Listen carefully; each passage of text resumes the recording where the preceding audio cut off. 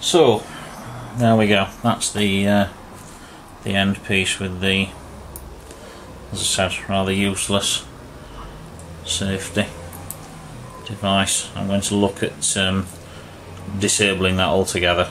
Useless, utterly useless. The quality of the machining is satisfactory, and that's all it is. It's nothing spectacular.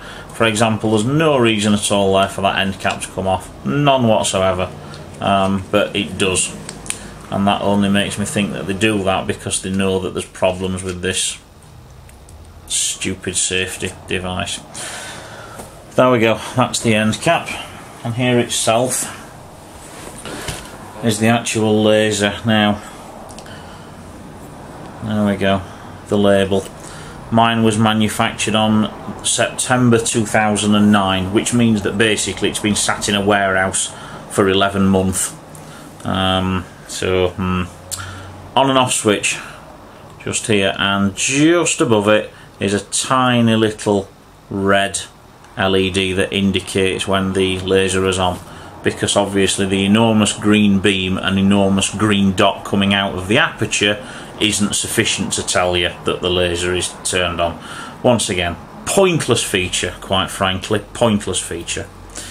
We have a clip here for attaching to a shirt pocket, just there. Overall the quality is reasonable. I wouldn't certainly describe it as fantastic. There are a few minor imperfections and blemishes on mine. Nothing enormous, but there's a small quantity of paint missing there right in the corner, but you're not going to see it on here. As I said, they are minor considerations, but if you were to go and buy a car that had a minor scratch on it, you'd be taking it back. Anyhow, batteries. These aren't brilliant batteries, but they're alkaline and they'll do the job. Okay. Now, as is common with most wicked lasers, the positive end of the battery goes pointing outwards. So there we go. Two AA batteries, end cap, and screw it on. Now, this is a minor point, but the one thing I do like is that they've made everything line up. So this silly thing with the pen cap all the way down, and you get the on and off switch here, which I think is a nice touch, something that Wicked Lasers has gotten right. It's very heavy, surprisingly heavy in fact. Looking at the end, I do happen to know that the lens, although it isn't, I think it's just a glass lens, possibly a bit of an infrared filter, comes off quite easily, which is good because that makes it easy to clean. But once again, if you can see around there, you can see that the quality of the machining isn't particularly fantastic. It isn't bad, it just isn't good either. It is average and what you'd expect from a Chinese factory. Okay, so screw that back on.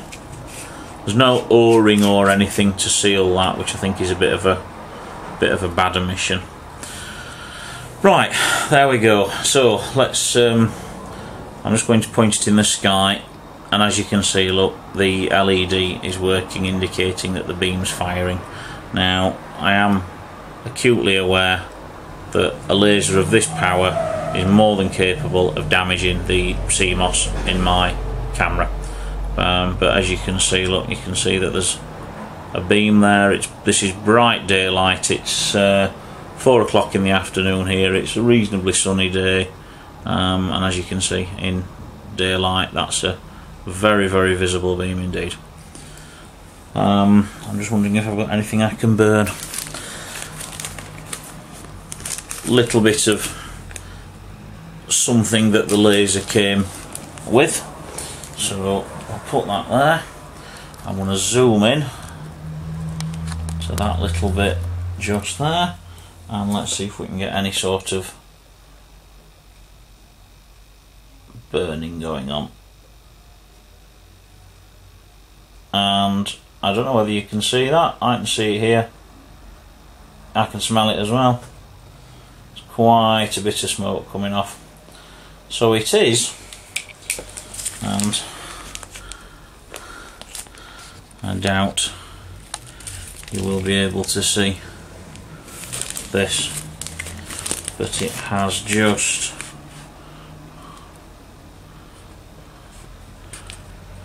above where my thumb is. No, you're not going to see it on here. I have no matches, unfortunately, but as I say, I can assure you that that's just burnt everything wonderfully. So, in a nutshell, there you go. That's the Wicked Lasers Evolution Pro 2 130 milliwatt laser. Out of 10, I suppose realistically I've got to give it 7.5. Had it not got this stupid thing on, which I know is going to fail, it would have got a few more. If the quality of the host had been improved just a little bit, i.e. don't have these little tiny imperfections on the paint, for example, just here, and as I say once again, in the lens cap you can see the rather poor quality of the machining on the end there. Simply a quality control issue that Wicked Lasers could address very easily. Also that, and coupled with the amount of swarf that I pulled off the end, it would have scored slightly higher. But I'm very pleased. It's nice, it's very solid, and it should provide much amusement. Whether we're going to be able to get anything like a better quality beam shot, not without me risking my camera's CCD.